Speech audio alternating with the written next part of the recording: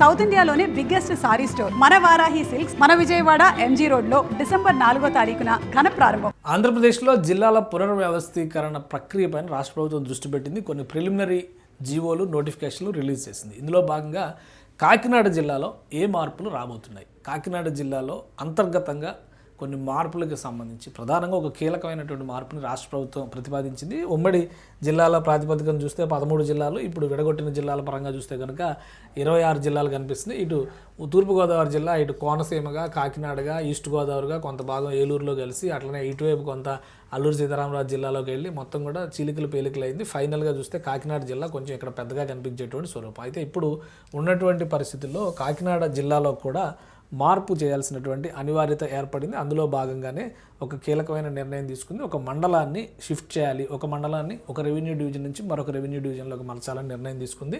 Restructuring of Kakinada district, shifting of mandal from one revenue division to another revenue division, preliminary notification. ఇవన్నీ కూడా preliminary notifications. అభ్యంతరాలు ఉంటాయి కనుక ఎవరైనా కానీ చెప్పొచ్చు. ఆంధ్రప్రదేశ్ గెజిట్లో కూడా ఇవన్నీ పబ్లిష్ అయినాయి. దీని డీటెయిల్స్ అన్ని సంబంధిత జిల్లా కలెక్టర్ల దగ్గర, ఆ కార్యాలయాల దగ్గర అందుబాటులో ఉంటాయి.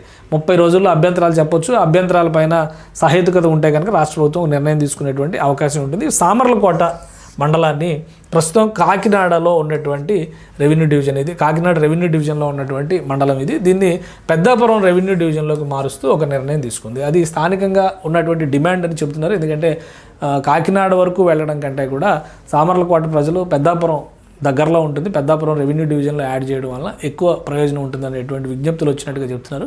సో అందులో భాగంగానే ఒక నిర్ణయం తీసుకున్నది ప్రభుత్వం. దీనికి సంబంధించి ప్రిలిమినరీ జీవోని రిలీజ్ చేసింది. ఈ నోటిఫికేషన్ పైన అభ్యంతరాలు ఉంటాయి కనుక 30 రోజుల్లో చెప్తే ప్రభుత్వం ఒక నిర్ణయం తీసుకునే అవకాశం ఉంది. ఫైనల్ గెజిట్ రిలీజ్కి బహుశా జనవరి 1వ తేదీని ముహూర్తం పెట్టుకుంది రాష్ట్ర ప్రభుత్వం. అంటే 27వ తేదీని ఇవన్నీ రిలీజ్ అయినాయి. డిసెంబర్ 27 వరకు కూడా ఈ ప్రాసెస్ అంతా కంప్లీట్ అయింది. 27, 28, 29, 30 ఈ తేదీల్లో కనుక నోటిఫికేషన్, ఫైనల్ నోటిఫికేషన్ గెజిట్ని రిలీజ్ చేస్తే 1వ తేదీ నుంచి అమల్లోకి 1/1/2026 లేదా 26/1/2026 అని కూడా చర్చ నడుస్తుంది. బట్ జనవరిలో మాత్రం ఈ మార్పులు చేర్పులన్నీ కూడా అమల్లోకి వచ్చే అవకాశం ఉంది. సుమన్ టీవీలో మీ పర్సనల్ అండ్ బిజినెస్ ప్రమోషన్స్ కోసం కింది నెంబర్కి కాంటాక్ట్ చేయండి.